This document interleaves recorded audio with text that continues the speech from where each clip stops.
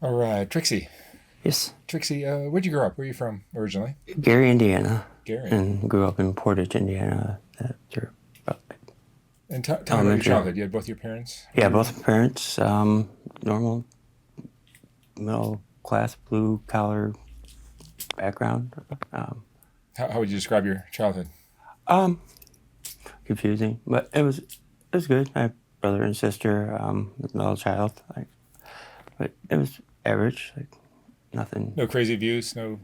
No, no, none of that. What kind of kid were you in high school? Um, Wild, class child, clown, yeah, I got in a lot of trouble.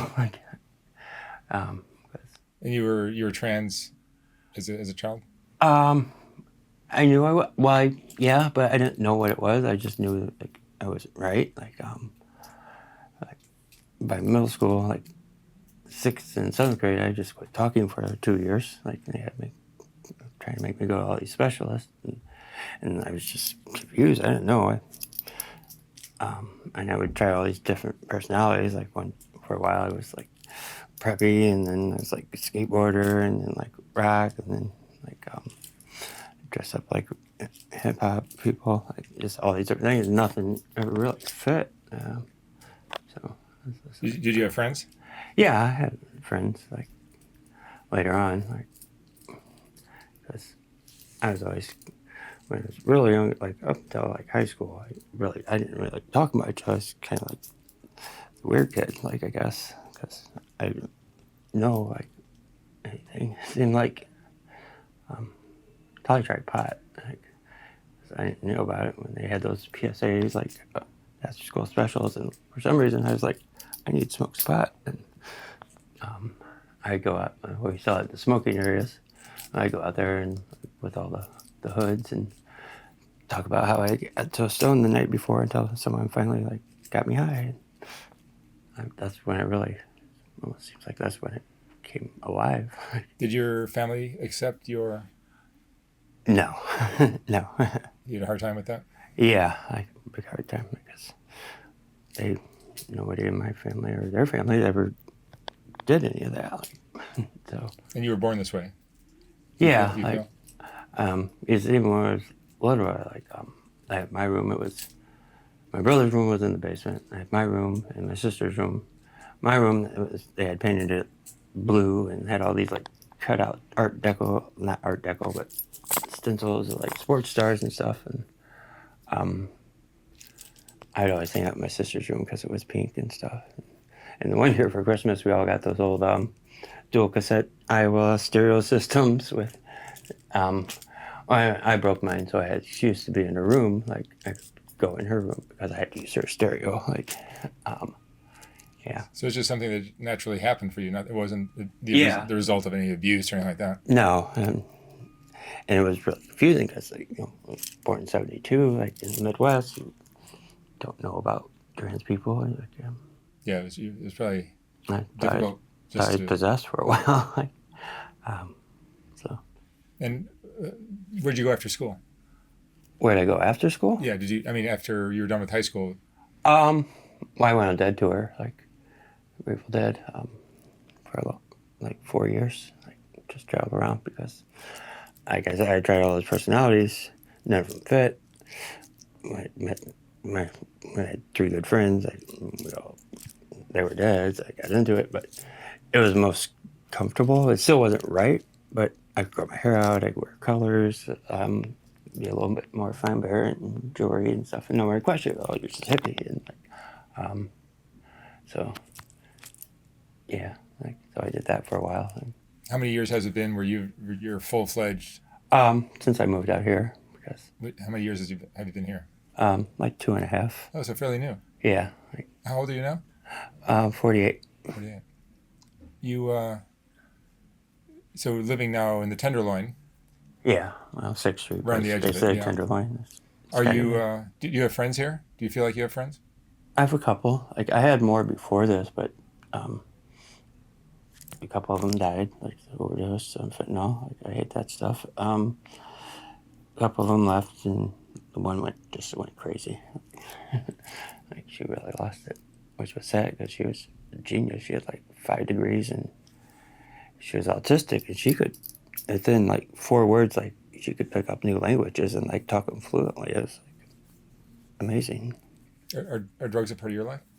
Yeah, they always have been. Like, 'cause, like it started with weed, like 'cause that just it was good for me. Like, I really opened up. Like, it's kind of like missing ingredient in some points, which probably sounds crazy.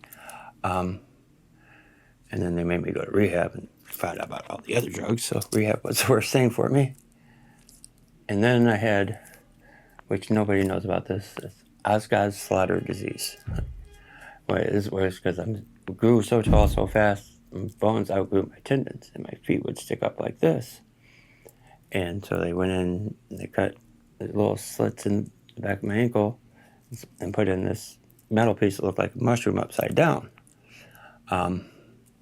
Was a podiatrist, and he was really familiar with like pain pills and stuff. So first of all, they overdosed me on the anesthetic. Like, I was high on just the anesthetic for like 4 days. And then this doctor had prescribed me at 16 1,000 milligram Norcos, one every 4 hours, like for 2 months. And after that, like, I was addicted to opiates for the next 15 years. Wow. And how do you support yourself now? Right now I'm just on the GA. Like, I do work sometimes. I don't really like to anymore as much as I used to. Like, work the streets, just because I've had like bad stuff happen. You've had bad things. Yeah, a What lot kind for some reason. Yeah, I'm sure the caliber of human that picks you up sometimes is Yeah, a problem, right? and never like that. Like, really want a relationship. Like, I'm Scorpio, I'm hopeless romantic when it really comes to it. Like, but nobody here wants to date. Like, and it's weird. I thought this was like this open-minded, open place, and everyone's down low and like, afraid to be themselves. Like, what? At least what I come across, I guess. And maybe it's where I'm at too. Maybe because they got to be hard. And I had a big problem. Like, it stopped finally. Because they'd all like threaten me. I couldn't go to the store like without getting like a death threat, a knife, or a gun pulled on me, like there and back. So, but then Because of your trans? yeah. Really? Even in San Francisco, that's But yeah, mainly over there and like through the Tenderloin. Like, but then like half of them will come try to knock on my door at like 2 o'clock in the morning, like, oh, I'll get you high and like we'll have sex, and I'm like, yeah, but I'll let them in and I'll smoke all their shit and then I send them packing. Like, are you happier here in San Francisco than you were oh yeah, other places? yeah, I really am. You feel more free here? Yeah, like because and I can be me, like because like I was living the dual life, and I waited so long to come out here because I had 2 kids, and I waited till they were grown and out of high school and knew what they were going to do, because I grew up with a lot of people that only knew one of their parents, and that were abandoned filling, and like we kind of messed up about it, and I didn't want to do that to them, like, so, and that was hard. Do your children know that you're trans? Yes, they do. And you still have a good relationship with them? Yeah, I still talk to them. Like, not as much because one of the last dates I did, like when we were done, the guy just turned around and picked me up by my throat and threw me against the wall, and then he pulled out this knife. It was like this big, and like he just kept hitting me in the side of the head. Who did that? The last date I was on, like I haven't done any dates since then. Like, it's been like 3 months, and took my phone and everything, and I have been without a phone since then. Because I got my name changed through the court, but you can't get into Social Security right now because of the pandemic, so I can't process the whole thing. So you've been homeless before? Yeah, I've been homeless basically my whole life. Like, I was 16, like with mutual, like throwing you out and leaving. Like, But currently you have housing. yeah, like I've been there since last October. Like, yeah, since I was 16, I was married for 4 years, and then been homeless since then until I got this place. What was the best time of your life?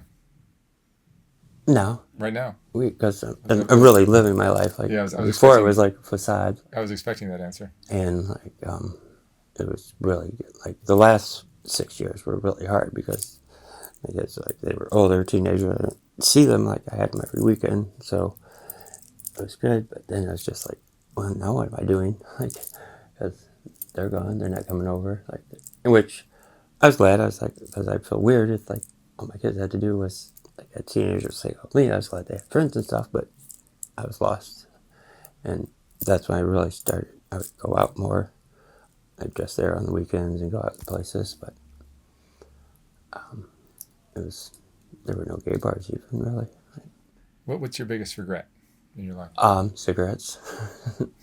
It is like I hate that. Like Not crystal meth. no, like I'm You think cigarettes are a bigger problem than crystal meth for you? yeah, like I don't stress out about anything else, but like when I'm out of cigarettes, I would be a bitch. Like um yeah, I've stopped a bus a couple times, like in the middle of the road and got on and like shook people down for cigarettes. Like it's bad. Like I hate it.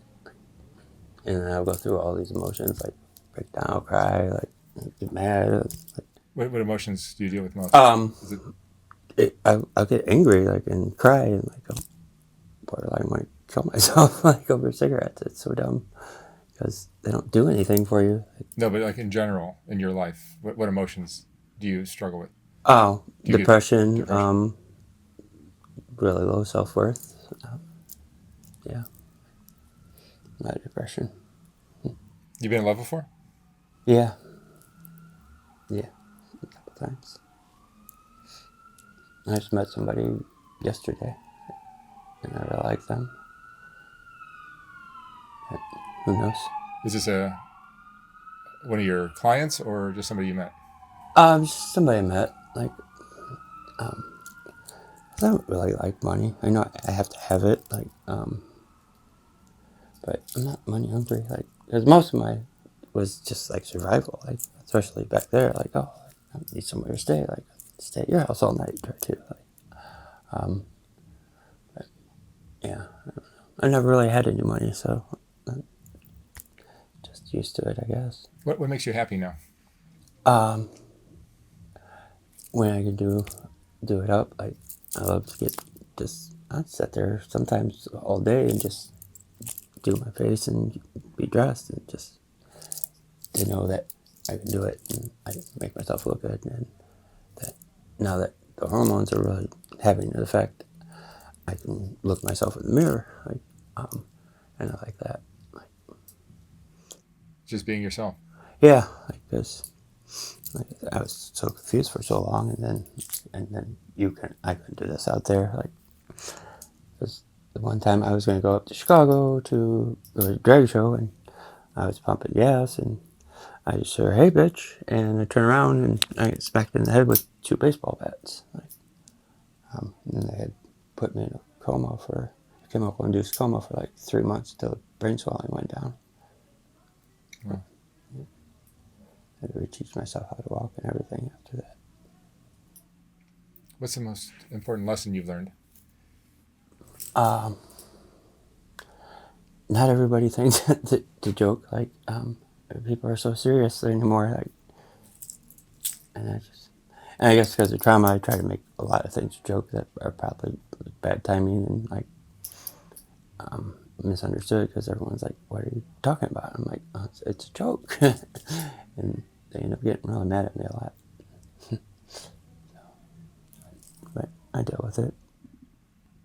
All right, Trixie. Well, thank you so much for sharing your story. Okay, that was quick. I'm glad you're happy. Yeah, I am.